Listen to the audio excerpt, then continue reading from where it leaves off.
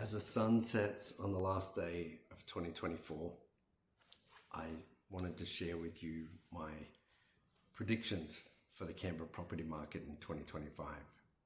But I have to preface it with a couple of things first. Firstly, I just showed some people this apartment and I'm pretty sure it's overexposing in the background, the sunset that is. I said to the seller of this apartment, so what's the best thing about this apartment? As she was getting ready for sale and we were in the process of listing it. And she said, the sunsets. So that's why I chose this one as the sunsets on 2024.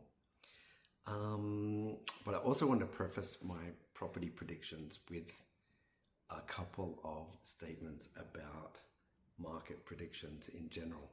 So I think they're rubbish. Nobody has a crystal ball. Samantha McLean, I like one of her sayings. She says, there's two kinds of people that make property market predictions. Those that don't know, and those that don't know that they don't know. So instead of giving you some kind of, prediction about growth or decline or softening, I want to give you 7 specific predictions for the Canberra property market in 2025. Starting off at number 7, this one probably won't come as any surprise to people who've been watching Canberra property for a long time. And that is, my prediction is, we will build more units than houses this year. I saw an interesting graph the other day from All Homes, which showed that houses, up until 2017, there were more houses sold in the ACT than units. And then in 2017, that crosses over. And since then, the last 7 years, there's been more unit sales than house sales. Now that suggests to me that something's going on, probably with construction, and probably been going on for a while. Interesting, the 2016 quick stats from the Australian Bureau of Statistics census that year showed that 15% of Canberrans were living in apartments, flats or units, and then in the 2021 census, it's 19.4% of Canberrans living in either a flat or apartment. And you would predict that it would be a 2025 census, being 4 years on, but it's actually going to be 2026. But my prediction is that more units are going to be built this coming year, 2025, in Canberra. One last bit of evidence for that, I saw from the Master Builders Association a little snapshot. They make you pay for their data, but some of it occasionally gets released. And I saw a snapshot from September last year in one quarter, 971 houses were commenced and over 2,500 units commenced in that time.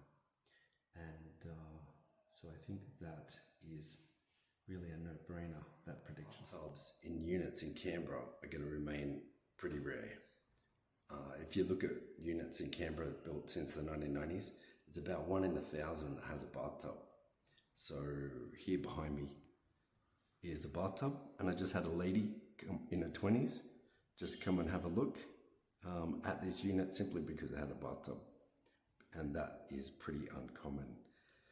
However, my prediction, 7B if you like, is that bathtubs are going to remain popular with ladies in their 20s and 30s because they know the value of a bathtub when it comes to bathing children. Staircases, as well as stairs in general, will continue to be a feature found in prestige homes in Canberra, as well as in more regular builds as we move to building more 2-story homes in response to smaller block sizes and more expensive land releases. Number 4, I predict that stairs are also going to remain unpopular with older people and probably be one of the top 2 reasons why people continue to want to downsize. 3-bedroom stairs continue to decline as a percentage of the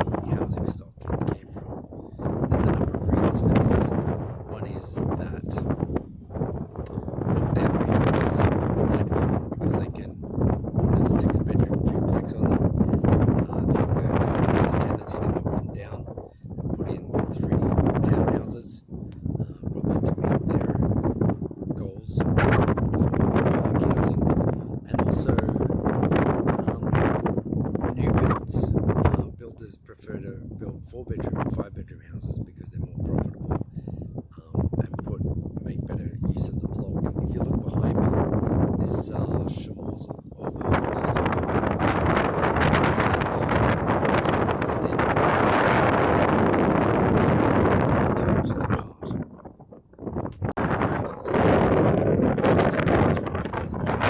Standalone 3-bedroom houses are going to remain popular in Canberra, especially with first-home buyers and some of the move-up buyers who want to live on a quarter-acre block and live the Australian dream. This is not just with people of Anglo-Celtic descent. I meet buyers who come from all over the world and are attracted to the Australian lifestyle, and they're not really attracted to living in a rectangle, on the 16th floor up in the sky. They want to live in something like this. Prediction for 2025 in terms of Canberra property is that the cost of new land releases is going to remain as high as possible, and ostensibly I imagine this is to fill the treasury coffers, but the knock-on effects are interesting. So when a block of land is expensive, it makes a new house expensive, and when new houses are expensive, that drives up the cost of established property. And this has a couple of side benefits for the ACT Treasury, because stamp duty is based on sale price, and get off my flying, and of course rates are based on property values. So I think that's the number one thing we can be sure of Canberra property in 2025 is, unless there's a war or a famine or a massive collapse in population or the economy, the ACT is going to maximize the cost of new land. And just to show old mate over here doesn't like me looking at the new land. I just wanted to explain what was going on in that last bit. I was parked on a public street in stage 2 of the new suburb, just looking across at stage 3 and some of the bulldozing, and security came down, and I guess this shows how precious land is in the ACT. Came down with flashing lights, got out, checked me out. I imagine he wrote down my rego and radioed into base that somebody was looking at the land. Anyhow, kind of a bit funny. Now, also I got to apologize for the wind. So I'm hoping in post-production I managed to figure out how to add subtitles to some of those. But yeah, I didn't realize how windy it was. So lesson learned, I'm going to use some earbuds and inline mic next time I try and do something like that. Since you made it to the end, I hope you got something out of that. If you're interested in Canberra property, if you're planning to buy or sell, feel free to look me up. I'm happy to have a chat, listen to what you're trying to do, and perhaps offer some friendly real estate advice, and yeah, see if I can be of service. In the words of John and Yoko, Happy New Year. Let's hope it's a good one without any fear.